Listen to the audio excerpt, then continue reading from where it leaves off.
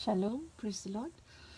बीते दिनों उपवास प्रार्थना के समय पर मुझे एक प्रकाशन परमेश्वर ने दिया, मैं बताना भूल गई और आज प्रभु ने फिर मुझे रिमाइंड किया कि मैं अपने व्यूअर्स को और जो लोग प्रार्थना उपवास में लगे रहते हैं, किसी प्रार्थना के उत्तर के लिए वेट कर रहे हैं, उनके लिए परमेश्वर की ये आवाज़ आपके लिए। पहले शमूएल के पहले अध्याय में हम हन्ना की कहानी को सुनते हैं, पढ़ते हैं। वहाँ पर लिखा है कि उसने मन्नत मानी कि हे सेनाओं के यहोवा, यदि तू अपनी दासी के दुख पर सचमुच दृष्टि करे और मेरी सुधि ले और अपनी दासी को भूल न जाए और अपनी दासी को पुत्र दे, तो मैं उसे उसके जीवन भर के लिए यहोवा को अर्पण करूंगी और उसके सिर पर छुरा फिरने न पाएगा।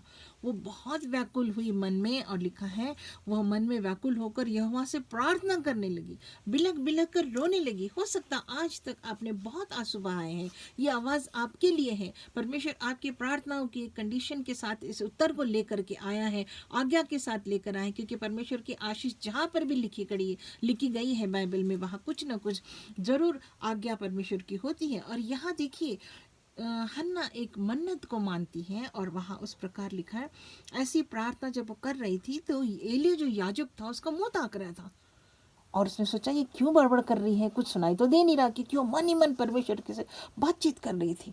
कभी कभी साइलेंट प्रेयर्स भी बहुत ज़रूरी होती है। आपने अभी हो सकता खामोशी में कितने आंसू बहाए होंगे। आज आपकी प्रार्थना का उत्तर परमेश्वर ने लेकर के आया। क्या आज आप, मेरी बहनों, जिनको अभी तक पुत्र प्राप्ति के लिए आप इंतज़ार कर रही हैं, प्रार्थना कर रहे हैं, आज एक मन्नत मान लीजिए कि परमेश्वर, प्रभु यीशु मसीह, पिता परमेश्वर, आप मुझे जब एक पुत्र देंगे और उस पुत्र को मैं सारे जीवन भर आपकी सेवकाई के लिए दूंगी, वो आपकी सेवकाई में करेगा, चाहे वो जो कुछ भी बने, लेकिन वो परमेश्वर की सेवकाई ज़रूर करने वाला। उसको ऐसी ही तालीम दीजिए परमेश्वर के वचन की, परमेश्वर के विश्वास में मजबूत बनाएंगी आप, और एक अच्छा प्रार्थना योद्धा और परमेश्वर का सेवक बनाएंगी। ये जब आप वादा करती हैं, परमेश्वर आपको आज ही उस आशीष को आप हन्ना की तरह कंसीव करने के लिए जा रहे हैं।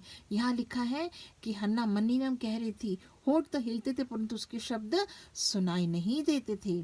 फिर परमेश्वर ने उसको ये आशीष दी, और जब एली ने भी उसको समझा उसकी बात को कि जाना ये तो परमेश्वर से बात कर रही है, तब उसको क्या बोला, कुशल से चली जा, इज़राइल का परमेश्वर तुझे मन चाह वर दे। ये वचन आपके लिए भी है।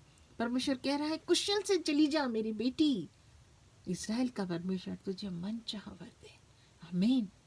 आज मैं प्रार्थना करती हूँ, प्रभु यीशु मसीह आपके चरणों के पास आती हूँ, हर एक उस बहन के लिए जो इस वीडियो को वॉच करती है, अपने आशीषों को चाह रही, इंतजार कर रही कई वर्षों से। प्रभु जी, इसी वक्त हन्ना के समान वो आज आपके सामने बिलक बिलक कर रो रही है और आपके सामने अपनी मन की बात को उंडेल रही है, प्रभु, कि मुझे पुत्र दे, पुत्र दे, पुत्र दे। प्रभु, आज उनके गर्भाशय को छुइए। ये आवाज़ जो आपने मुझे बताई थी कि उस बहनों को बताओ, उनके लिए मैं करने जा रहा हूँ। उनकी हर बात को जो कुशल से चली जा, इज़राइल का परमेश्वर तुझे मनचाहा वर देने के लिए आज आया है।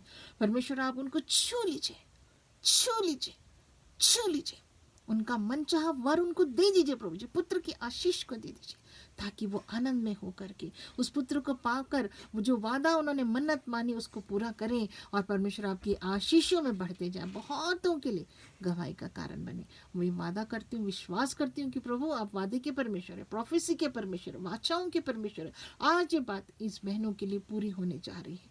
परमेश्वर पिता प्रभु यीशु मसीह, हम आपके चरणों के पास आते, पिता परमेश्वर, आपके पुत्र प्रभु यीशु मसीह का नाम लेकर के इस बात को मांग लेते, क्योंकि आपने कहा मेरे पुत्र के नाम से मांगोगे मैं तुम्हारे लिए कर दूंगा। हम विश्वास के साथ इस प्रार्थना को मांग लेते हैं यीशु के नाम से। आमीन, आमीन, आमीन।